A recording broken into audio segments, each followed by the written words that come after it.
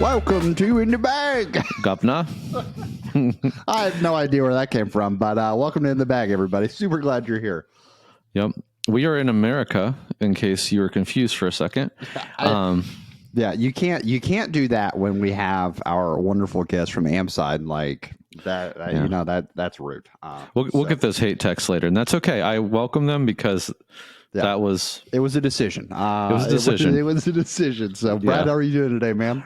good, man. Doing well. So exciting times. You know, we've got a crazy disc golf climate right now. So seeing how all that develops. So it's good to throw some disc and not worry about all of that. Absolutely. Just talk about some bags to see what we got going down. We're here, episode 55, 56. I always say the wrong one. You'll see it on the screen, guys. There. Sorry. After 50, it just kind of lost track. So. That's fair. We'll catch back up at like 75. That's true. Fine. So thank you guys for tuning in. Thank you guys for listening.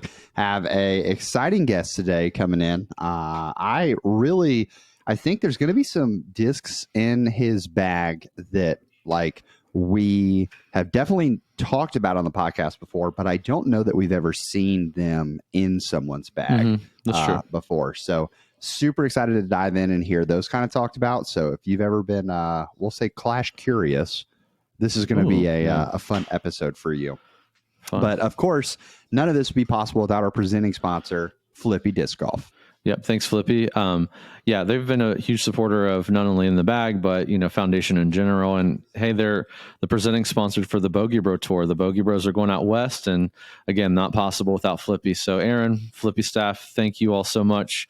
All that good gear and the Robbie C gear to come out soon on Absolutely. Flippy. If you check out a link in the description, you'll get 10% off your order with code Foundation.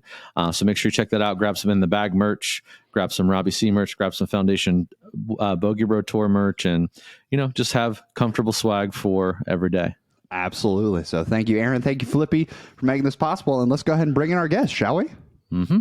Welcome to In the Bag. Alexis, how are you doing today, sir?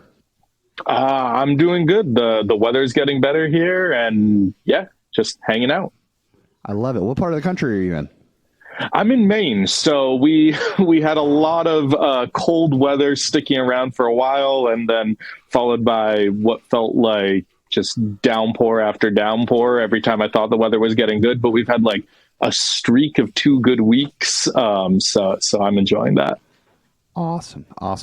I will say, visiting New England for the first time as an adult, because I went when I was like younger, but visiting New England for the first time as an adult a couple months ago, it blows my mind, especially coming from the South where the states are just so large, how fluid it seems to go for all of New England, where you're like, oh yeah, I'm just going to pop over to Vermont for a little bit. And you're like, that's so far away. And you're like, no, it's like 45 minutes. Yeah, if you're driving south, because my parents live in Massachusetts and my wife's parents live in Massachusetts. And so if we're driving down south to visit them, you do technically pass through New Hampshire, but, you blink and you'll miss it. Mm-hmm. Cruising right awesome. through there.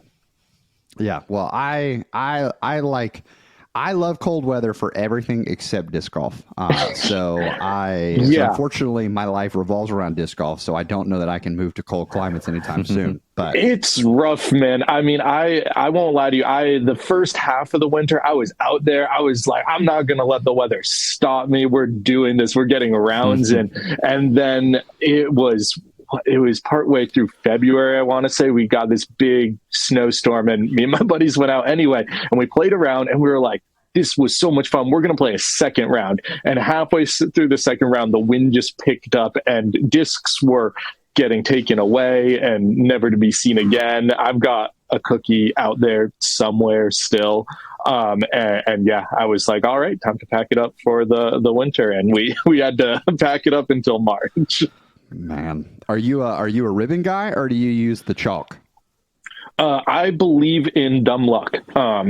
So neither, honestly. I should probably use one of the two. I just sort of take all the white discs out of my bag and toss all the green ones in there because I figure I can't use them in the summer. So, pray. Yeah. Balance it out. That is awesome. Well, Alexis, we appreciate it, man. We want our guests to get to know you and your game a little bit. So we got a couple questions we ask. How long have you been playing? Yeah, so I guess technically almost 3 years now, but realistically closer to two. I say that because I started playing in 2020, like many other people. I'm from Massachusetts originally. I'd been living out in San Diego for about 8 years, where I met a really good buddy of mine who's actually from Portland, Maine, where I live now. And I happened to move to Portland around the same time he was moving back here, and he introduced me to disc golf. And he took me out my first time, and my first couple times I went out that year were with him. And like he picked out my first four discs. I think it was like a DX Beast, a DX Archangel, an XT Nova, and an XT Atlas, I want to say, were my starting four. It was at I don't know if you guys have ever played disc golf here in Maine, but it was at Sabatis Disc Golf out here. They've got a great Innova Pro Shop out here. I want to say there was like a women's championship out there at some point. But anyway, so that first year I went out, I probably only played like 3 or 4 times, and I threw the disc about 20 feet in front of me into a tree every time. So I sort of don't count that year. So there's been 2 years of me actually like taking it seriously, playing more regularly, getting out there on my own. Okay. Awesome. Well, gyro before it was cool. Have you thrown the Atlas or the Nova a lot, Brad? Like, I'm sure you've had them in the warehouse. I've never thrown either of them farther than in the basket here in the shop. I love it. Okay. Yeah. And you got to be careful when you're doing that, because the new ones, you even hit in a basket inside of a shop, like they could just explode. That is fair. Awesome. Well, Alexis, we put you out in a field, open field, and we're like, hey, how far can you throw a golf line? Not, hey, with the tailwind down the side of a mountain, once I threw blank and I measured it on a U-disc and I'm taking the positive plus 20. We're talking golf line where you feel like you can hit consistently. What is your backhand and forehand distance? Yeah, so I went out when you guys sent the email over just to measure in the field a little bit, because I hadn't done an actual measurement in a long time. So I took a rangefinder out, and I was consistently on just like a big powerful shot like I could do at a big, wide open sort of golf field type shot. I was throwing about 300. In the type of golf that I play mostly, it's a lot of woods golf, so I don't really get to throw that 300 shot very often. Usually I'm trying to throw a like Hyzer flip straight down a fairway or something like that, and so doing that sort of Hyzer flip more controlled shot, it's closer to 250, and I was maxing out at about 350, and that was, we'll go over it in drivers, but I've got like one bomber disc, and that was just me wailing on it and letting it go, and I lose all accuracy at that range, but I can get there. And that's all backhand. And then forehand, I'd say a little bit over 200. About 200 to 225 is probably where I'm comfortable with on a forehand. And I'm pretty much just throwing a wraith there. That's about it. That's fair. The forehand comes with time. It is definitely something. And I forget who I was talking with. And it was somewhere where like people were applying to be on something, and there was just so many people admitting over and over again. They were like, I don't have a forehand, just so you know, like I don't have a forehand. And it was like, okay, I respect that. I respect that lots of you own it, that you don't have a forehand. And like, so the fact that you have workable forehand is. Yeah. I feel comfortable. It's funny. My forehand is one of those shots I actually feel more confident with it a lot of times than my backhand in that like 200 feet and in range. Once I start getting outside of 200 feet, I'm never even thinking about a forehand. Like, sure, I could throw a flex line 250 or something, but like, I'm not gonna. I'm just gonna throw a backhand. But inside of 200 feet, I'm often more confident with my forehand. Interesting. Okay. So I'm going to guess that's going to come down to a disc that we're going to talk about here in a second. So before we dive into that, we got 2 more questions. One, multi-part. We line you up on the putting green. We give you a stack of 10 putters at 15 feet, 10 putters at 25, and 10 putters at 40 feet. How many are you making at each station? Sure. Are we talking in a round or like in practice? Because I feel like those are drastically different questions. In you interpret it practice, however you want. sure. In practice, like going out into the backyard right now, I feel confident that I'm putting at 15 feet, I'm putting 9 in there. 25 feet, I'm probably putting in 6. And then once we get out to 45 feet, 1 to 2, I might make, 3 or 4 one day and just 1 another day. When we get out onto the course, I feel like those numbers stay true for the 45 feet and the 25 feet, but I'm missing like way more 15-foot putts. I'm maybe looking at like, 60% once I'm actually playing a course. That's fair. That's fair. And I respect, you are definitely the first guest that I can think of who asked for that distinction in terms of the course versus the practice. So that makes a ton of sense. Our last question would be, what would you say is the biggest strength of your game?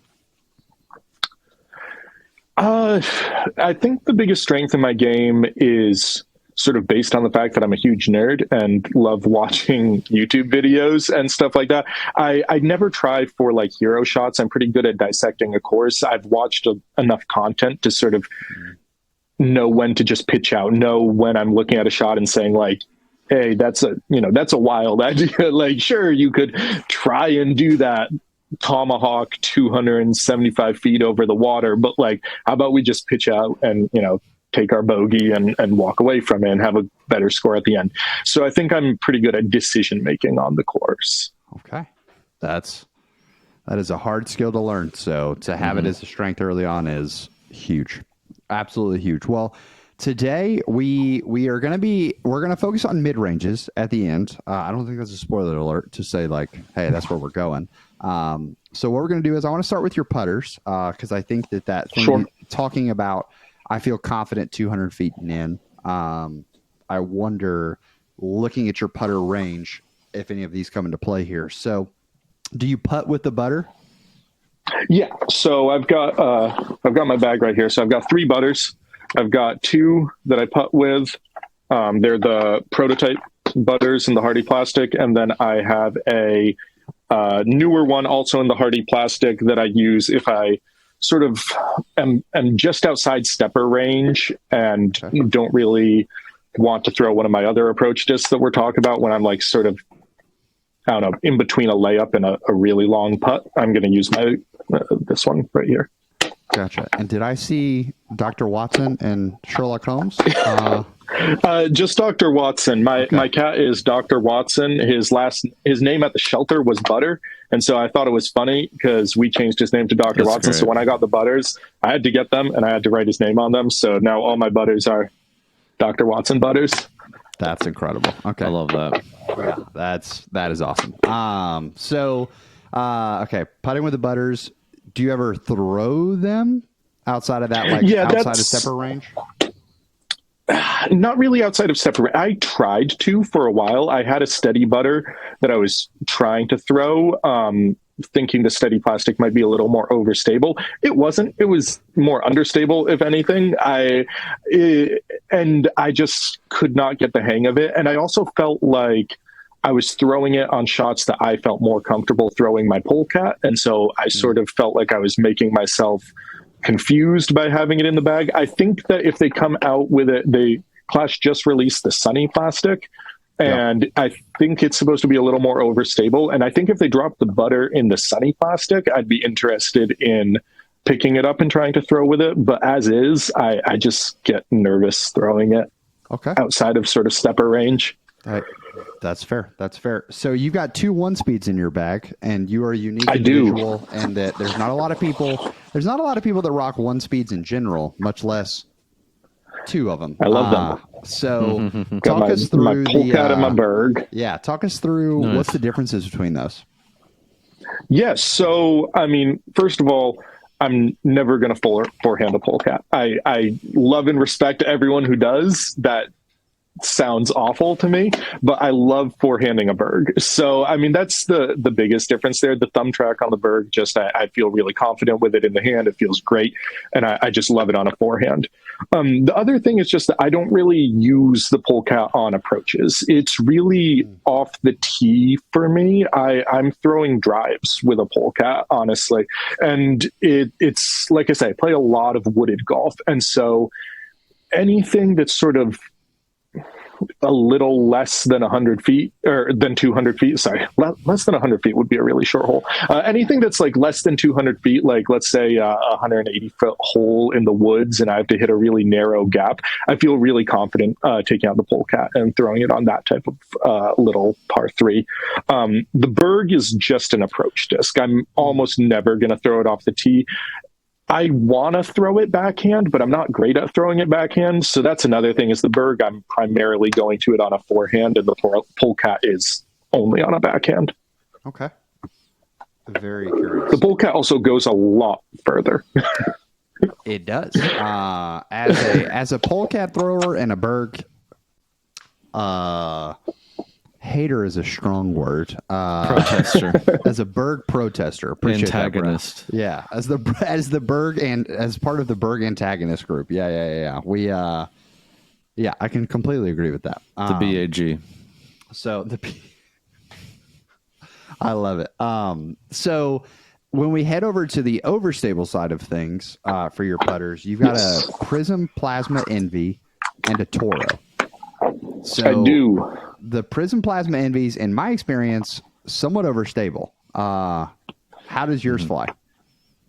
It's not overstable. I mean, it's maybe saying it's not overstable might be a stretch because I also might just be throwing it wrong because I'm not an expert. I find that I can't, if I put too much on it, it will turn over.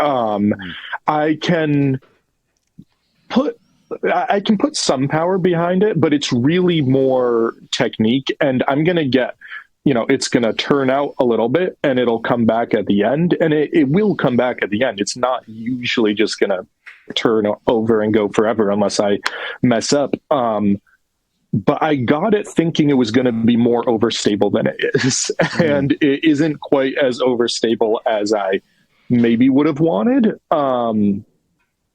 Yeah. I don't know. I really like it off the tee. But I don't notice as big a difference. I've thrown it in the base plastic to the Electron Firm. And I didn't notice as big a difference between it as they claim based on the numbers. I would say that maybe if I was going to give them both numbers, instead of one being a 0.2 and one being a -1.1, I'd maybe give them both a -1.2 or something like that, okay, if that makes sense. Yeah, absolutely. I think that it's definitely one of those discs, and I see this with my pigs as well. A lot of people can have something that has a decent amount of stability, but when thrown flat or a little bit of Hyzer, that stability really shines. But once you put it on any Hyzer, it's like it doesn't have enough to fight back. Yeah. So, Brad, you're much more of an Envy guy. What do you think about all this? Yeah, the Prism Plasma is definitely more overstable. Just again, as I'm fixing my release and becoming more of a flat to like baby Hyzer release, kind of to your point, Robbie, it's definitely more noticeable. I mean, if you're really looking for the most overstable, I would try an Eclipse Envy. That's what I throw, and that tends to have, at least in my experience on throwing multiples, now they seem to be pretty overstable off the shelf. So maybe give that a try, but it could just be your release angle too. I mean, the Envy is a very workable overstable putter. So if you do give it some Hyzer, like you're saying, it will turn, but it will come back, but it's not as aggressive as you would expect it to be. And it is possible. One thing that I have been working on my releases is on my release, I do have a tendency to sort of flick my wrist a little bit out and toss that wing up a little bit on the release, and so I could just be turning them over myself. Yeah, but give the Eclipse, especially when I try to power on something. Yeah. Yeah. And even when you just held that up, something I noticed, so my coach Strauss refers to it as long thumb, which is where like when you're throwing like sort of turnover shots, Eagle's an exception to this, but most of the time when you're throwing turnovers, the further the thumb gets out away from the initial grip, allows you to kind of lean into it and turn that wheel a little more. So if your thumb is very extended, like I said, Eagle, obviously, he throws pretty far, and he has a long thumb. Makes a lot of sense. Yeah, definitely something to think about. Yeah. Okay, so we're going to jump over. I guess the last question is the Toro. Do you throw a Toro on forehands as well? Forehand, backhand, whatever. I love the Toro. I do love the pig as well. I've thrown a pig. I bagged it for a while. Only reason it's not in the bag is just that confusion of like me being like, do I go for the Toro? Do I go for the pig? They're not the same disc, but they're close enough that it just totally confused me a little bit. Yeah. But man, the Toro, if I could just throw a Toro on every shot, I would love to. When Innova comes out with Halo pigs, and it's a win, because I believe in putting good things into the universe, my pig farm is going to feel really sad because it's going to take a lot longer for me to burn through a pig than it does right now in their base plastic. So I watch with jealousy all of you throwing your premium plastic approach discs and being like, man, like a champ Toro. That's so fun. Yeah, good for you guys. Good for you. The color glow Toros too. We've got all the fun stuff. Though we don't have a Halo Toro either, and I keep bugging them on Instagram, and they haven't listened to me yet. So. Alexis, I'm going to be honest. If they come out with a Halo Toro before we get a Halo pig, I'm a riot. We got a Casey Pro Toro before you got a Halo pig, so I don't. It's rough times out there for the pigs. They're printing money with Toros, so that's fine. That's fine. I get it. So let's jump to your fairway drivers before I revolt much more. We go to fairway drivers. You've got quite a few that I would consider. Looking at your bag, do you consider your 9-speeds more of a distance driver than a fairway driver, or they kind of control that middle ground for you? Yeah, so good question. I feel like they just recently graduated from distance drivers down to control drivers. Okay. For a very long time, they were my distance driver. My mantras specifically were for a very long time my farthest flying disc. Now they're what I'm throwing for those like 250-foot Hyzer flip straight line shots off the tee. But if I want more distance, if I'm trying to throw like that 300-foot drive, I am now going up to my Wraiths or, in certain conditions, my Mamba. Okay. I love it. Okay. That's good to know. Because I know that we've even gone back and forth on this on our podcast, Brad, of like that 9 and 10 speed. When does it become a distance driver? Yeah. They definitely were what my distance drivers were when I realized I had no business. Because, I went from the usual thing of like, I'm going to go buy these 12 speeds and these 11 speeds and these 10 speeds, and I'm going to throw far. And then I did not throw far. And so I listened to the podcast, actually, and that was a lot of what sort of got me scaling back my bag. And I scaled back to only mid-ranges for a little while, and then added in some fairway drivers. And then in the last, half year or so is when the drivers went back in the bag, and I was like, my time has come. I love it. My coach is in town. We're basically spending all week working on form stuff in person and doing all that. And I showed him a stack of destroyers, and I was like, I have not thrown a single one of these in the field before yet. And I refused to throw them in a field until we had this meeting, so that I did not walk in with preconceived notions of like, am I ready for these? Am I not? So Brad will be able to tell next week how things went, if I get there and I have destroyers in my bag, or if I'm still. There you go. If it's all mid ranges, it's not time. So I get that. And so I guess with that being said, why don't we go ahead and jump to your distance drivers and just talk about those three, and then we'll come back down to the fairways. So you've got that Mamba. You talked about it. Sometimes you'll get to it. Halo Mamba. Mm-hmm. Yes, factory second Halo Mamba with a hamburger stamp. I love it. So talk about that disc. What does it do for you? Yeah, so when I first started and I was looking at those higher speed discs that I had no business throwing, the one that I found that did work for me was a very lightweight G-Star Mamba, which you can imagine how it flies. It was just, but it was the first disc that I could get out there, maybe 200 feet, and it would, do a big S line and come back. And I felt great throwing it. And so I've been on a search to find a Mamba that I can still throw without it just immediately turning right forever for the rest of my life. And I finally found it with the Halo Mambas. They're surprisingly stable, at least for someone with my arm speed. They're still an understable disc, obviously, but they feel more like, Sidewinder or Roadrunner understable, like a sort of more workable understable versus a Mamba. And they glide for days. If you catch this thing in a tailwind, it will go so far. It's shocking. I basically keep this in my bag for any type of wind conditions where I'm getting a tailwind or I'm getting like a strong right to left or something like that, where I can sort of trust this disc to just carry forward. And I don't necessarily want to be throwing something super overstable that's just going to become more overstable in that type of wind. Mm-hmm. Okay.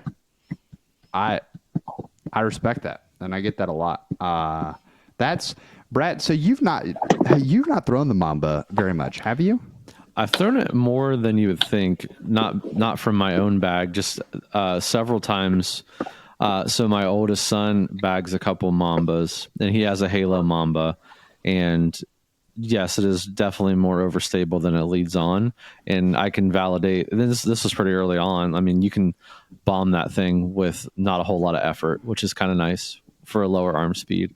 And then I've thrown a ton of random champ Mambas. There's like always champ Mambas and sidewinders in the use bin. So if we're out vending or something and we're bored, we'll chuck a few of those just to see if we can get rollers out of them and whatnot. So I think it's a fine disc. I mean, I don't have any problem with it. I don't think it has a spot in my bag, but I think it's I always point people to it if they're like getting into it and they're convinced they need like a distance driver. I'm like, okay, if you feel like that, then let's go with the Mamba here. Let's give that a try and then see where we are.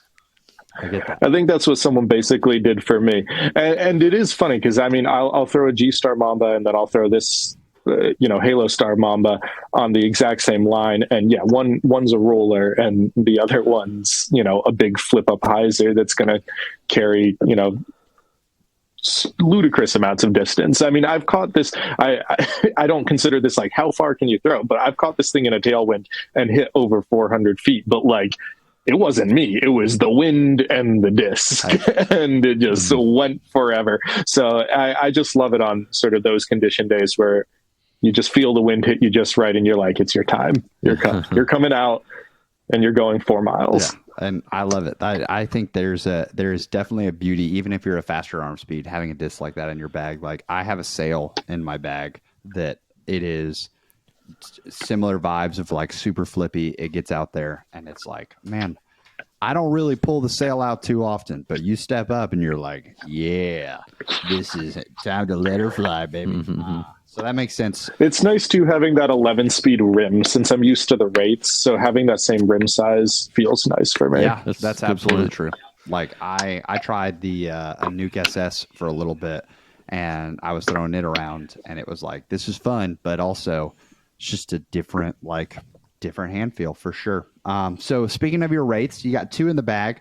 I think it's super interesting. You've got one that's like max-ish weight, and then another that's a lot lighter and it's technically like more understable plastic. So what do your 2 rates? What are the differences? Yep. So the lightweight G-Star plastic is the one that I'm actually throwing off the tee, which is my max distance sort of control shot disc.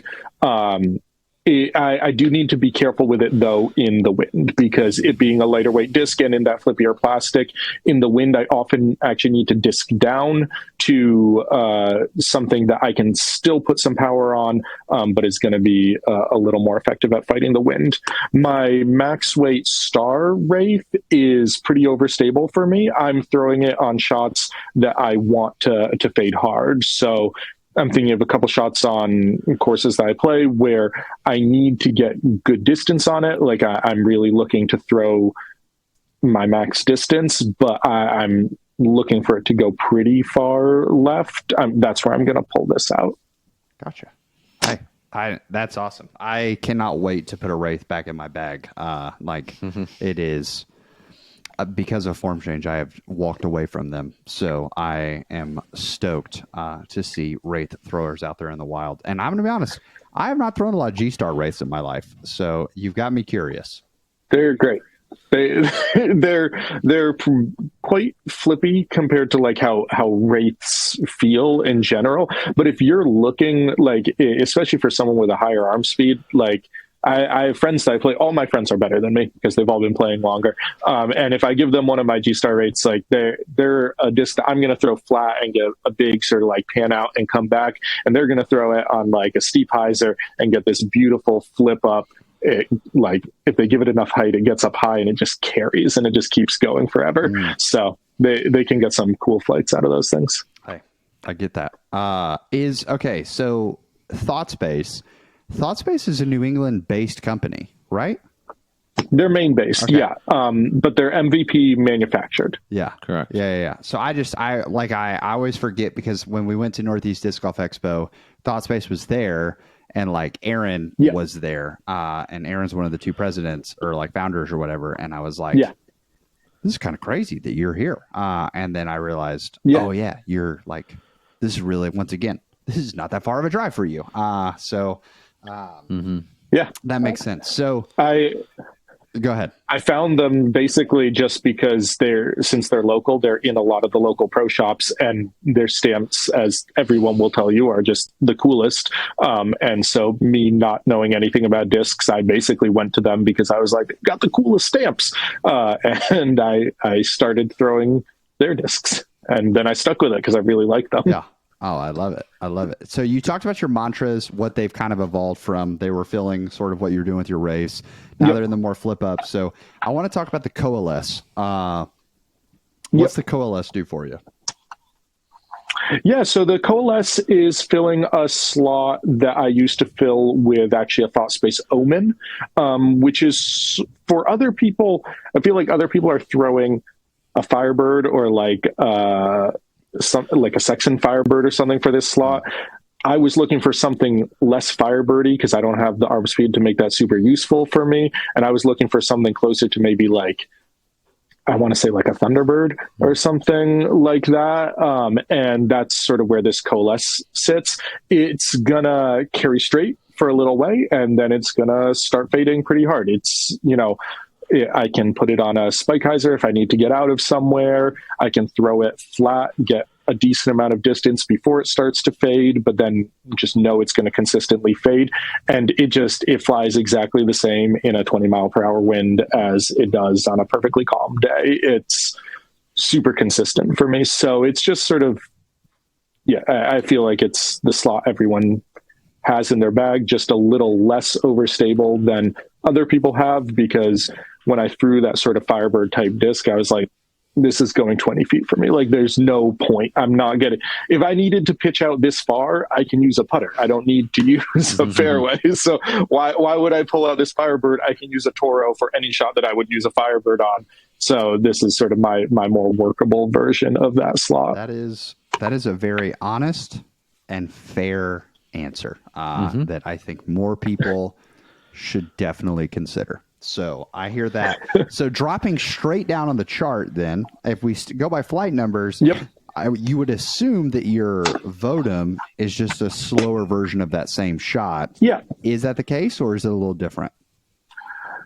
Yeah, I'd say that that's a fairly fair explanation for it. The reason for it being there has more to do with the fact that the cookie, I love it, but it wasn't as stable as I thought it was going to be. And I wanted something that was going to be a touch more stable for windy days, for just shots that I need to get left a little bit more. The other nice thing about the Vodum is that if I'm concerned about, how I'm throwing the Wraith for whatever reason on a given day, like let's say, I haven't gone out for a couple weeks and I come back and I'm throwing my Wraith and it just I'm not feeling confident with it.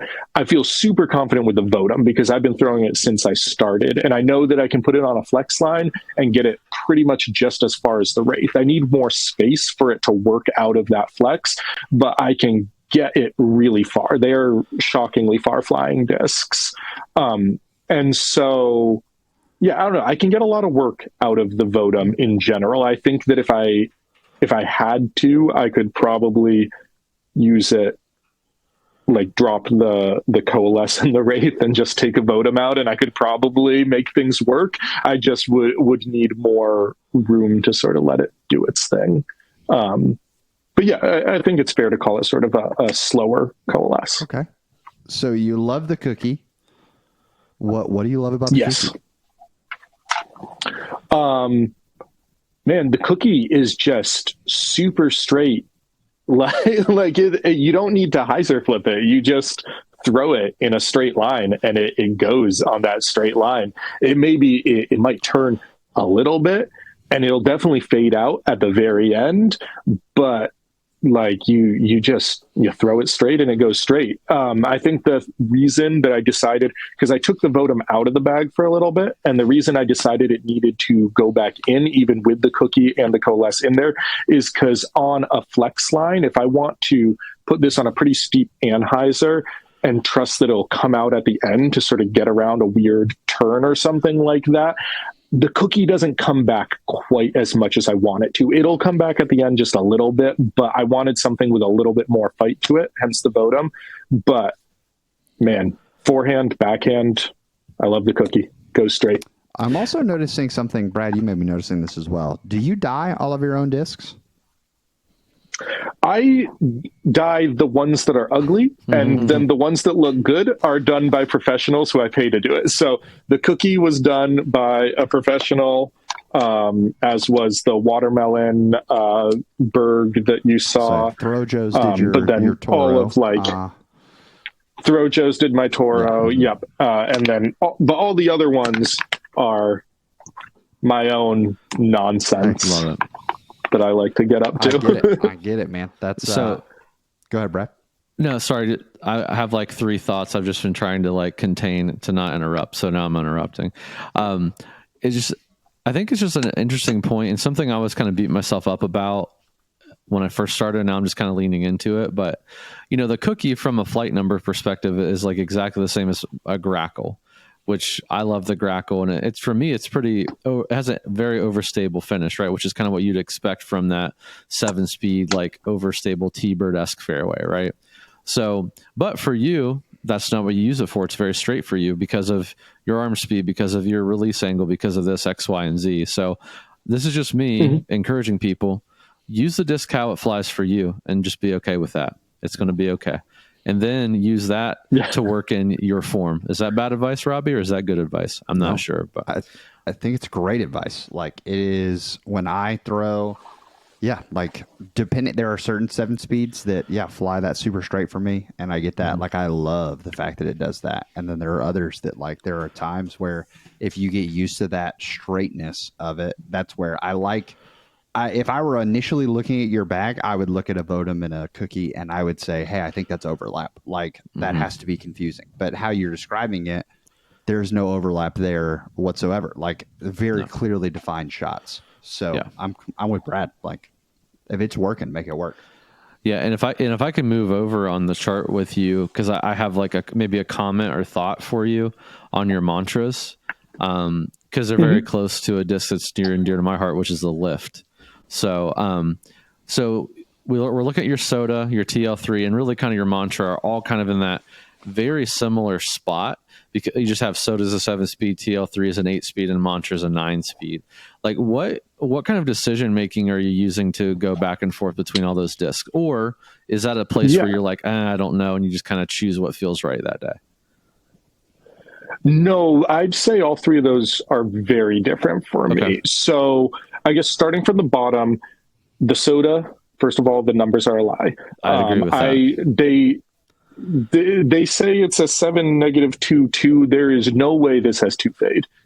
That is a lie that someone told themselves. I don't know who did. It'll come back a little bit at the end, but I'd give it like a -2 1 or maybe a -1 0. Like, it's not crazy understable, but it's not like they make it sound like it's going to be a beast or something like that, and it's closer to an it or something. But I love it. But I'm throwing it basically for backhand turnovers. That is the shot that I throw with this disc. That's pretty much the only shot that I throw with this disc. The mantras are flip up Hyzers. That's, again, pretty much the only shot I throw with that disc. I have tried forehanding it and it went terribly. So yeah, flip up Hyzer on the mantra, and it's going to be the farthest flying out of the 3. It's going to go about like 250 to 270 on that flip up Hyzer line. The soda, I haven't actually measured how far I can throw it, but like I say, backhand turnover. And then the TL3, it's a Halo TL3. And I love this thing. I have to give it something. I have to wail on it pretty hard because the Halo plastic makes it a little bit more overstable than other TL3s. But it just goes completely dead straight.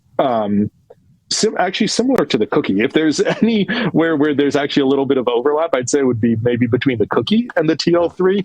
But the TL3 is going to have a little bit more distance and a little bit less of a glidey fade and more of a dump out at the end. Like I can hit it a little bit harder, get it a little bit further than the cookie.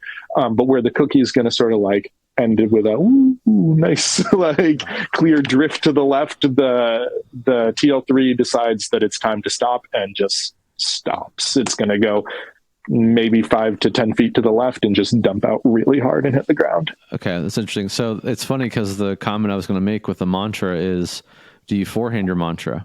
Because my favorite disc to forehand is a lift. Now, that is because I have a Hyzer release on my forehand, and it actually will flip up to flat and maybe even give me a little turn, and then still a little fade at the end. And I can throw my farthest, most accurate forehands with a lift because I don't feel like I have to kill it to get it to flip up and travel the way that maybe I would something else like a more overstable disc. So with them, what's your release angle like on your forehands? So I try really hard to have closer to a neutral release angle because I find myself either turning things over or sending them nose up Hyzer. Like I'd say my release angle is wrong, is how I would describe it usually, regardless of which one it's supposed to be. It's this miraculous thing where I can like put, overstable discs nose up 200 feet in the air and then turn understable discs over. I can manage to do both of them. I'm pretty talented that way. But what I find is that there's a few discs that for whatever reason feel right in my hand. I don't know if it's the weight or the plastic, and I learn my forehand on those, and on those I feel really confident. So in terms of my discs that I forehand, I basically forehand my cookie, my Vodum, my Coalesce, my Wraith, my Toro, and my Berg. And that's it. And I don't even, if I'm looking at a forehand, I'm not even thinking about the rest of my bag as a possibility. Have you tried your soda?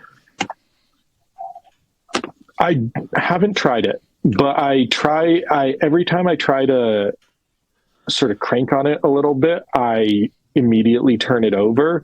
So I guess that's what I was nervous about with the forehand, is like putting that much torque on it, but I should give it a shot. That's probably the point, Alexis. So maybe what I'd encourage you to do, and this is just my lessons learned, I'm trying to share it to everybody else, so maybe it takes some of the less time than it did with me. The thing that taught me a smooth, good forehand that I don't have to blow my elbow out or my shoulder out to throw was an understable disc. Like the lift is the disc that taught me how to throw smooth, like semi far for me forehands.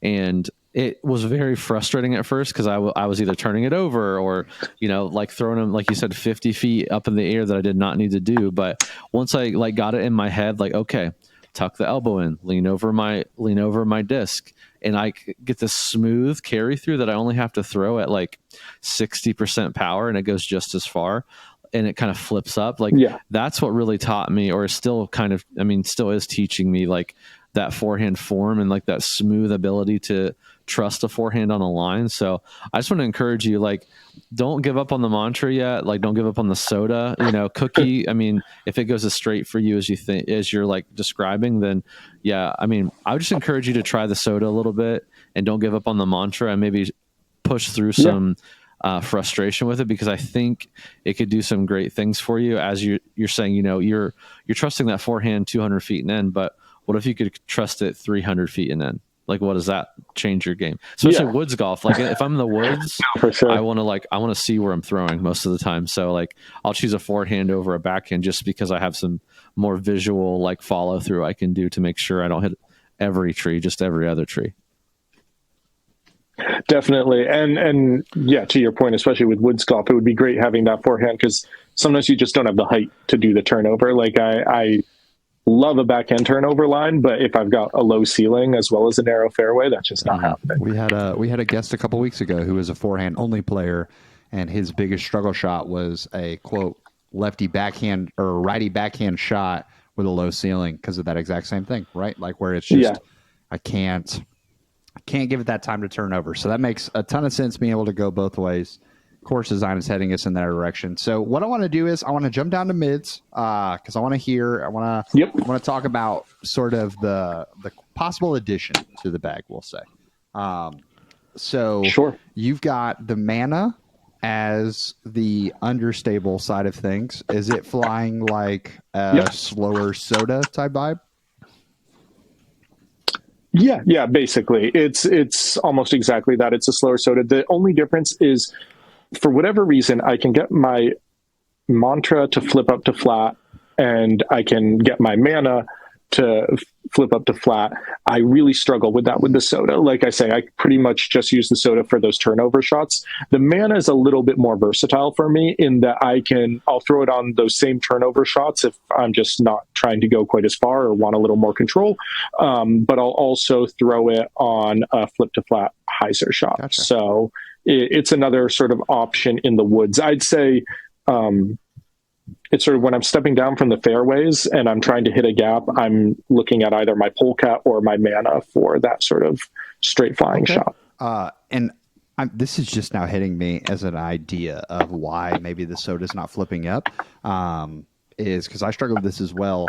So when I'm looking at the TL3 and the cookie in terms of overlap, and I'm jumping right back here as I said, let's jump to mids. But when I'm looking at that as possible overlap, I think that the beauty of the cookie and the soda being in the bag is that the hand feel is incredibly similar because of that like rounded rim on the bottom. And when I say rounded, if you guys are listening, have never held those two discs, it is weird. Like it is unlike any, I don't think I've felt that in any other manufacturer besides Clash. And they've got it in like 3 or 4 of their molds have that like very rounded bottom.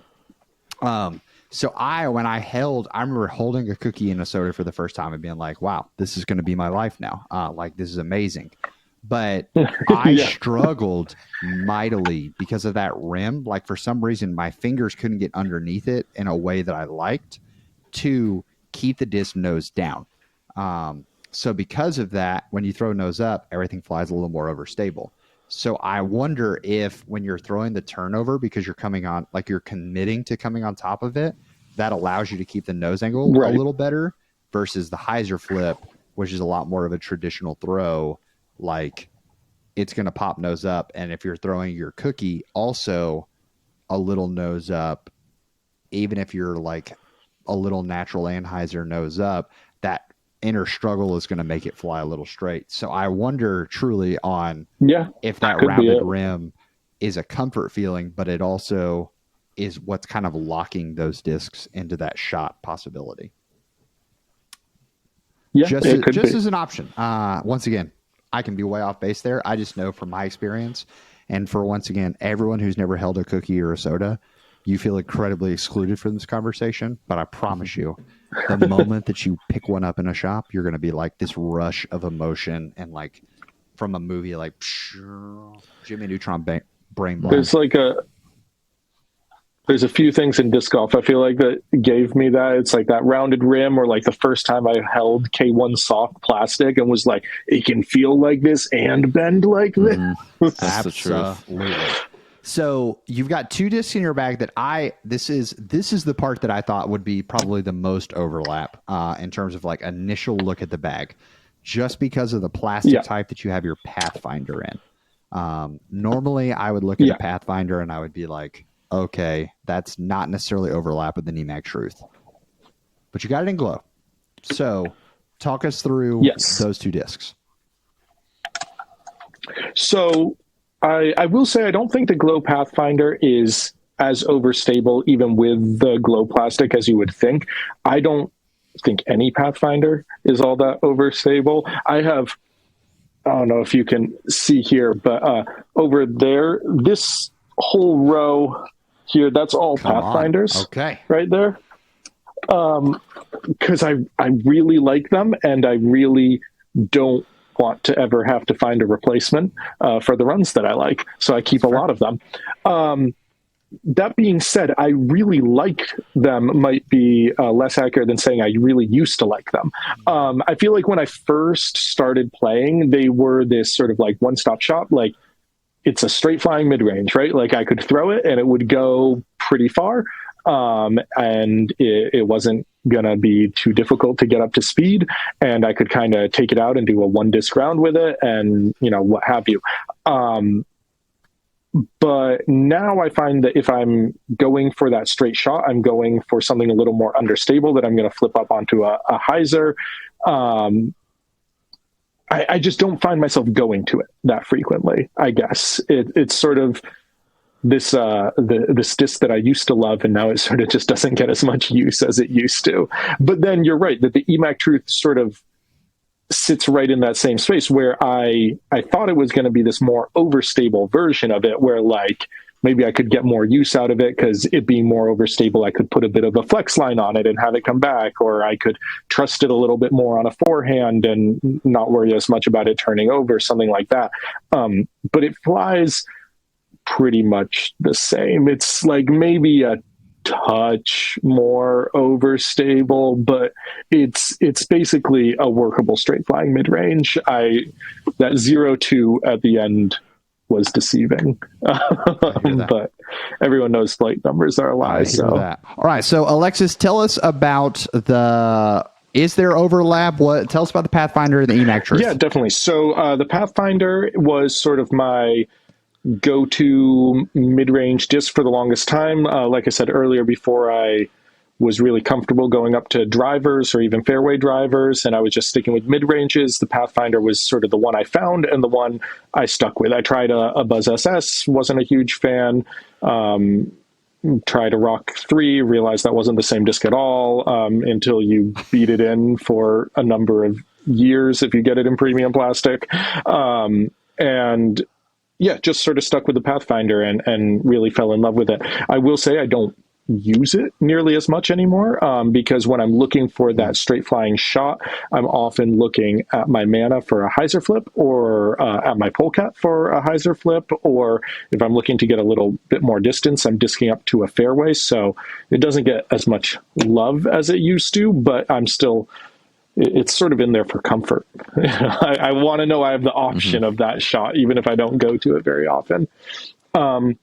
And then the EMAC Truth it was supposed to be an overstable mid-range. I've been sort of looking for a wind fighter slot, something that I can put on a bit of a flex line or trust a little bit more on a forehand. And I've gone through a whole bunch of discs. I mean, I already mentioned the Rock 3 when I realized it wasn't as neutral as I thought. I thought maybe it'll be my overstable disc, but I learned that I hate beads. So the Rock 3 didn't work. The Gator didn't work. I tried the Cayman because technically it's beaded, but not really. And it didn't really work out for me either. It just didn't have enough go to it. That 2 glide is real. And then, I tried a few other things, but just nothing was quite right. I tried the Mango from Clash Discs, and it felt too deep in my hand. It was really uncomfortable almost. I tried the EMAC Truth, and it feels great in my hand, but it's just a Pathfinder. It's another straight flying, workable mid-range. Like, I can do all the same things with it as I could do with a Pathfinder. I haven't had an opportunity to try it in the wind, so maybe it's a magical wind fighting Pathfinder. That would be cool. The rim does feel a little bit more angled, a little bit more almost fairway-esque, though not quite there.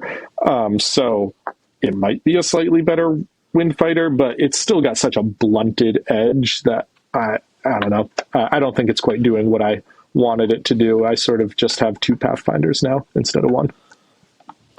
That's fair. So would love to see something help out, which is exactly what we tried to have Brad throw. So Brad, what 2 molds did you throw today? All right. Today I threw DGA Quake and I threw the Lone Star Discs MIDI today. So immediately he has me worried. Do both of those have a beat? No, the Quake does not. The MIDI has like kind of a micro bead ish, not really. Yeah, the Cayman's micro bead I could get over, Yeah, that's fair. That's fair. But when you dropped the whole line, I was like, oh no, did we have 2 discs that immediately are out because it's like, oh yeah, they both have beads the size of like, I don't know, like a friendship bracelet. So that's fair. So Brad, you threw him out in the field. This is a disc slot that you have definitely kind of put a couple discs through the ringer in your own bag. Yeah, I love this. Like, I'm not going to call them extremely overstable mid-range, but like overstable enough that I'm like never worried about them turning, sort of thing. So I love the Nebula. The Nebula is like my go-to disc kind of in the slot for me. And then ironically enough, the Quake like flies like identical to it almost. So that's pretty surprising. I did get to test this out in quite a bit of wind today in both headwind and tailwind. So I know you spoke a lot about wind and your thoughts on wind through your whole bag. So up there in Maine, you must have lobsters and wind, a whole bunch of each of We're those next things. to the coast. So yeah, pretty much lobsters and wind. Yeah. So yeah, I'm glad I got to like experience. I probably had like 15, 20 mile an hour gusts. So, I mean, probably pretty relatable to your area. So that was nice. I will say both of these discs are overstable throwing into a headwind. You're not going to have to worry about them flipping on you. So that's definitely a positive. I kind of skipped over hand feel, which I appreciate all your hand feel talk because it's like definitely a big player to me. The Quake definitely feels a lot better. Now I am a little biased because it does feel very Nebula-like. So like, that's why I'm just automatically comfortable with it. But here's the MIDI, and like you visual people, it has like this little tiny bead to it. It just wasn't super comfortable in my hand. Like I never really felt like I had a great grip on it. Like it's almost there, like 90% there. Just like that little bit is making me feel like a little uncomfortable. It is in a softer plastic. It is in their Bravo, so I did like that compared to the Quake. Quake is just in their Tour Series, which is just an ESP swirl, basically. So yeah. Alexis, have you thrown or held any Lone Star plastic yet? I haven't touched anything Lone Star, no. And they manufacture, they manufacture their own plastic, so I haven't not felt anything manufactured by them either. I don't think, because they only do hooligan discs or their other one. Yeah. So no, I haven't felt any of it. Because that Bravo plastic is something that is, the similar vibes that we talked about of when you put a cookie or a soda in your hand and you're like, wow, I've never felt anything like this.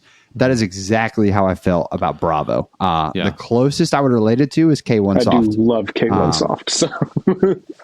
So that grippy, but still like, and it's gummy, but it's not like floppy. I mean, so you can see. That knowing that you like that could be, I'm sure with Brad talking about like that little bit of an overcome of hand feel, that could be a win in that aspect for you.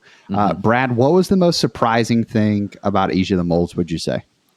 One of the surprising things was, again, this is why flight numbers are just relative. like if I look at the flight numbers, it's going to tell me the MIDI is going to go much farther, has much more glide than the Quake. I threw the Quake like 40, 50 feet farther every single, or further every single, farther. It's farther every single time.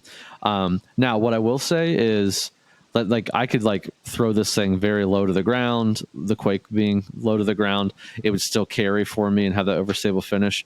The MIDI, if I gave it some air, some hang time, it definitely wanted to stay in the air. So I will give it that. That's probably where that little bit more glide comes from. So I expected the Quake to be a little bit more, I'm trying to think, like Bobcat-esque almost for me, just based on the flight numbers and like the lack of glide. But it definitely was not like that. So I was kind of surprised to see the Quake like flying much farther for me. As far as like things that didn't surprise me, if we want to go on there. Yeah, fire away. I feel like I had a couple episodes where I'm like, these don't fly anything like I expected them to. Both of these discs flew exactly like they're supposed to. So that's a plus.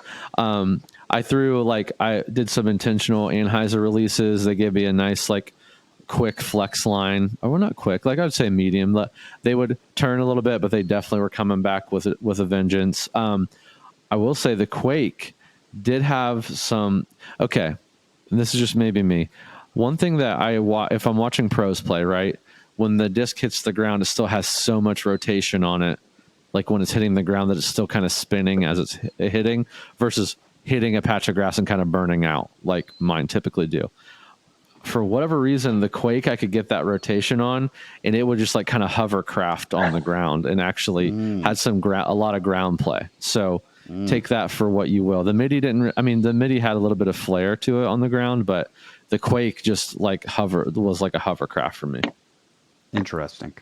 That's fascinating. So, I guess hearing, I'm trying to remember, your straight shot right now in your bag is your hex. Me? Yeah. Yeah. So what Alexis is throwing the Pathfinder for, that's your hex. So, what would you say, like, does this open up shot shaping opportunities that you could see it adding to Alexis's bag? Yeah, and I think, what I'm pulling my Nebula out for, and I really didn't mention this, but my Nebula carries straight for a very long time. And then that like last 20, 30% of its flight, that's when it's really taking that overstability and getting to the ground. Both of these just did that. So, I'm thinking there's like very specific shots. I'm like, okay, it's a pretty straight line, it's pretty open, or maybe there's a tunnel, but the basket's like to the left. And I need to like that last little bit, I need to stretch my distance out as far as I can, controlled with a mid-range, but I need it to get left at the very end. Like that's the shot I'm playing. I also can kind of trust the shot on like a more of a, even it sounds like obvious, but like more of a spike Hyzer route, because I can get it to still keep that shape longer versus it just like Hyzering and dumping out, if that makes sense. And I tried that a few times in the field with both of these. Like it will carry that Hyzer, I'll call it like the rainbow shot, a lot better than like a more overstable, just like the Bobcat that just is like, oh, ground me please, and just gets to the ground, right? So like that's a definite shot with this. And then if you need a mid range distance and you need to flex around a tree, that I'm grabbing a Nebula typically in my bag. If I don't need like this very dramatic like S turn, but if I need some distance, but I need it to get back left going around an object, I'm pulling out that. And again, even in a headwind, if I'm like, man, this is a pretty straight shot, or but I really still need some overstability here, then I'm going to throw like a Nebula versus like a hex, right? But it's for me 250 feet away, I'm probably throwing the Nebula. Gotcha. So I would say if you were to pick one between these two that you're like, I think this could win out, which one are you leaning towards? Well, this one's hard because I think for me, the answer is the Quake. I'm like a little torn with Alexis just because I think the Quake is like maybe like the shot shapes he's looking for, but maybe not the plastic. And I think maybe he would like the plastic and the feel of the MIDI more. He's still getting the same type of shots, but but since he has no background with like, the Nebula or something like that, I think maybe the MIDI. I don't know. I'm kind of in the middle, Robbie. What do you think based on my feedback? It's just the micro bead that scares me a little bit. Yeah, and I would say initial gut reaction based on his love of the Berg, and as a proud member of the bag, I understand the beauty of K1 soft plastic and that it is like, man, I wish that I loved more Lone Star molds just so I could throw Bravo plastic. Like it is my hot take. It is some of the best feeling plastic in disc golf. Like I'd put it in top 3 without even blinking. I feel like I have to believe that. That's what they say in all of their ads. It's all about the feel. It's crazy, dude. It's crazy. So I want to put the MIDI on top for that exact reason. But I think that Alexis, if you're willing to come back on for a future episode, I'd be willing to bet that the Quake wins the spot. Yeah. Just from a consistency standpoint. Yeah. Yeah. Happy to come back on, let you guys know how it goes. Here's what I'm going to, Alexis, I'm going to send you both because I need to know. And this is an experiment because I want to see what wins out. I'm confident that the Quake is the disc you need. Sure. But I'm confident the MIDI is the plastic you're going to love. Sure. I want to find out what is more important to you, the utility or the feel. All right. Welcome to my social experiment. Yeah. You're now a part of it. So yeah. So Alexis, if you're willing to come back on, we'd be curious to hear the results. Yeah, absolutely. I've got the space in the bag. We'll toss them both in and we'll, let them duke it out, see who wins. I love it. Well, dude, Alexis, thanks for coming on, man. Thanks for taking a little bit of time away. Hopefully, we get the shot we're looking for and the feel we're looking for. Maybe it's best of both worlds. Look forward to having you on a future episode, man. Thank you again for tuning in. Yeah, thanks for having me. It's been a blast. It is a fascinating experiment, Brad. Like, because I got to be honest, I'm nowhere near as much of a hand feel guy as you. Like, I can get over something feeling bad in my hand. The only like disc that I can really think of that like hand feel really bothered me to a point was I couldn't keep a Raptor in my bag, and it wasn't even feel. It was the shallowness. I felt like my finger was popping out. So therefore, like, I just couldn't throw it. Right. I think that's probably why the Raptor came out of my bag as well. Because I love the Raptor, but eventually I was like, it doesn't feel that great anymore. Yeah. So, I feel that. But yeah, it's important to me. But hey, is it just me or is it a lot of people? I think it's probably 50-50, right? Because there's some people there that are like, whatever. I mean, it flies good, so I'll get over it. And me, I'm like, I can't even think about the flight if it doesn't even come out of my hand well or even sit in my hand well. So, but hey, it's something I also learned today, which was very helpful to me, was, they don't make those nebulas very often, so I can just jump over the Quake if I lose them or whatever may happen. So that's, selfishly, that's good for me too. Hi, I love it. Well, if it's not the Quake, if it's not the MIDI, the good news is there's tons of options available for you at foundationdisc.com. Yes. So Brad, what's new in the warehouse this week? Okay. So we've had another week where there weren't a ton of drops. Our DD1S lines were supposed to be here, and they're where it got lost in the mail, but they will be here on the 23rd now. So sorry, everybody. So keep your eyes open for those. The Stig is going to be up. We have some Castoplast that went back up this week. We had some Innova restock go up. You'll see a bunch of ESP Swirly Discraft go up as well. Make sure you check that out. We still have some Stay Swanky Prism Plasma Envies. We were talking about those on the episode. Yep. So make sure you check those out. And we've got a lot of stuff in the works. It's just going to hit a couple weeks from now. So I'm just kind of like biding my time. But the biggest thing too, if you didn't see Hunter's tease on what's going to be in the subscription box, if you have not, I'm telling you right now, if you have not signed up for the subscription box, this is your wake up call. Please do it. there is one monthly subscription custom stamp disc that you will never get anywhere else other than in this box. Not only one, rare collector, but there is a second one that snuck its way in. So it's not it's a custom stamp, but a double custom stamp. So that can only be, you can only get it from this box. So I mean, just do it. I mean, the value, you're not going to regret it. The value of this box is like $20 or $30 above what you pay for this box. This box is nuts. So here's the hint. Cacao. That is the hint. So make sure you check it out. If you haven't subscribed, subscribe. And yeah, in the meantime, we've got, for what Lone Star's taken off, MIDI is definitely topical for our warehouse right now. But I think Jason and I pull, like, almost every order we pulled in the warehouse today had at least one Lone Star disc in it. It's like someone just won something or something. I don't know. Yeah. But there's a lot of good plastic in there. There's a lot of good plastic with Lone Star. There's a lot of good plastic with Mint and Discmania and Trilogy and MVP.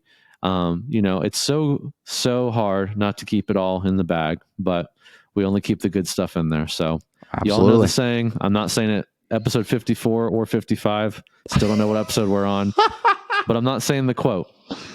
If it's whatever episode it is, when it comes to the disc, if it's good.